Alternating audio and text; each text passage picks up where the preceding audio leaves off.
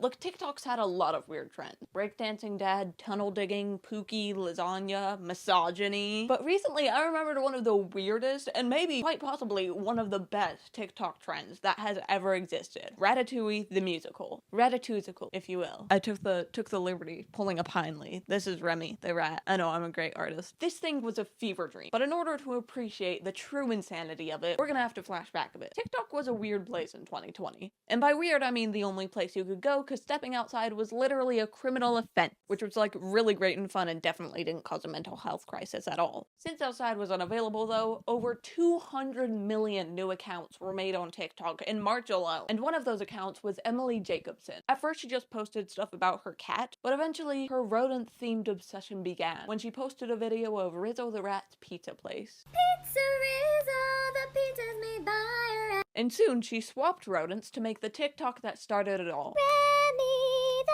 ratatouille, the rat of all my dreams. I praise you, my ratatouille. May the world remember your name. Thing is, nobody cared. This video flopped like a french fry from the sewer. Just a wet, starchy, disgusting little rat. Not that I've ever eaten french fries from the sewer. I would never do that. Emily's sound was only used in 4 videos in the next 2 months. 2 of them had nothing to do with Ratatouille, and one of them was so bad I had to blur it out. But in October, nearly 3 months after Emily's original post, Brittany Broski got a hold of it. Remy, the ratatouille, the rat of all my dreams. And at first I thought it was weird that Brittany Broski of all people popularized the Ratatouille musical, but actually cosplaying as a rat in a hospital gown is definitely giving Brittany. And I'm like, I took it to my penthouse and I freaked. I guess I just don't understand how a beach works. And with Brittany Broski being Brittany Broski, once she used the sound, it friggin' blew up. People started making dances for it, changing their account names to Remy, just filming random street rats. It now became such a gift to be blessed with the ultimate sighting of a sewer rat that people became the sewer rat. But if the trend had stayed at just sewer rats, it would have been dead in a month. Another sea shanty that time forgot. What made the trend really stick was Daniel Mertz left, which sounds like one of those cookie things. Hold on. These. It sounds like what these things should be called. They'd be like the Mertz left cookies. You can't say I'm wrong. You can't say I'm wrong. Fight me. Fight me. Come up with a better name. Cookie Man had already popped off a bit for making TikTok's Grocery Store the musical, and when he saw Emily's Ratatouille song, he remade it as a musical finale, combining New York's 2 truest loves, street rats and musical theater. And now, not only were the regular TikTokers into it, but the theater kids were too. And as a theater kid myself, I can tell you, we are so very unhinged. I mean, guys, I just spent a month and a half on a Muppets video. We kept Glee going for 6 seasons, and that was 3 seasons too many. We have no hinges to be hinged. Like, you would have thought Hamilton just dropped. It was the 2016 of 2020. It actually wasn't at all. It actually wasn't at all. And the Broadway sphere, it was the 2016 of 2020. And even if you weren't a theater kid, you couldn't stop yourself from getting sucked in, because people were really lonely and really bored. And Ratatouille provided not only a creative outlet, but a community too. So people joined the rodent gang. They started making playbills for Ratatouille, the Broadway musical. They created dances, sketched out costumes, made songs. Even our animated overlords at Pixar referenced it, and Disney made a whole freaking video about it. Remy, the rat, was always sort of different. While the pack was eating trash, Remy was whipping dishes. Trapping at the grandma's house, yeah, the boy was wicked.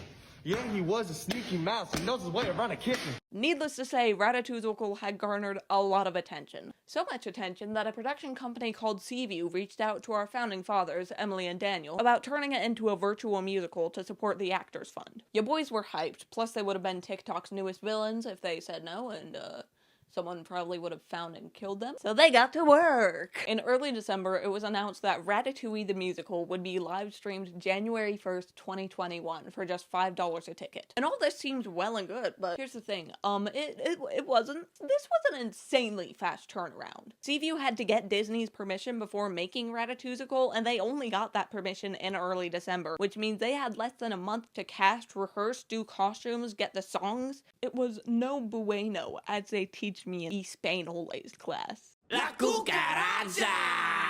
Oh, la cucaracha! so they kinda half-assed it. And I don't mean this as an insult, they had no other choice than to half-ass it. If they actually gave themselves enough time to prep for the show, the trend would have been dead and nobody would have cared anymore. But this did make the show really weird. It was like half Broadway quality, half middle school production of Grease where they have to change every word to Grease Lightning. But there's a lot to talk about, so we're just gonna go down the metaphorical list that I'll probably add during editing, starting with costumes. Tilly Grimes was hired as Ratatouille's costume consultant, and she very quickly realized that 1 month is not enough time to do any costuming at all. Because even if she had the time to find the costumes for each individual character, there was no chance it was gonna ship in time too. So she kinda just asked them to wear gray and paint whiskers on their face, which led to this. Bienvenue à la French countryside. My name is Remy. This is just wrong. You couldn't even paint some whiskers on Titus? This is the blandest rat I've ever seen. Like, it's like when my sister gets pepper in her mac and cheese and she thinks it's too spicy. Or Marvel Phase 6. Like, they seem to have decided that chef hats, oh yeah, those can be delivered. But even some, like, dollar store mouse ears for Remy? No, that's too far. This man is not a rat. Just looking at his costume is breaking my little brittle theater kid bones. But there is one costume I want to shout out, and that is my good sir Wayne Brady's, because my man's went all out on the DIY costuming thing. He is everything a father rat could be. Like, he went all out on the face paint, he made his own fake mouse ears, and I don't know why, but the fingerless gloves are just giving rat. Speaking of believability though, let's talk about the acting. For the most part, I really loved it. My favorites were the actors of Linguini and Colette. Andrew Barth Feldman just fully embodied the role. He even made like his hair all the frantic messy. And Ashley Park actually got a dialect coach to help her perfect her French accent just for the role. The soup was a revelation.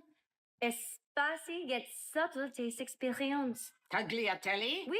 But there were some missteps too. I think Adam Lambert was fine as a meal, but that's as much as I can say. I feel like they only cast him for star power, because this man has the most forgettable performance I have ever seen. He had an entire solo, and I cannot even remember a thing about it. I don't, something about trash and rats and how they eat it. It's bad. That being said, though, I can see if they cast him, like, just to bring in the millennial crowd, but it just, unless you're in love with Adam Lambert. Nobody knew. I also think Titus Burgess was very miscast as Remy. Every line is just so full of sass, and it does not work at all. The skinny boy scooped me up and stared me down.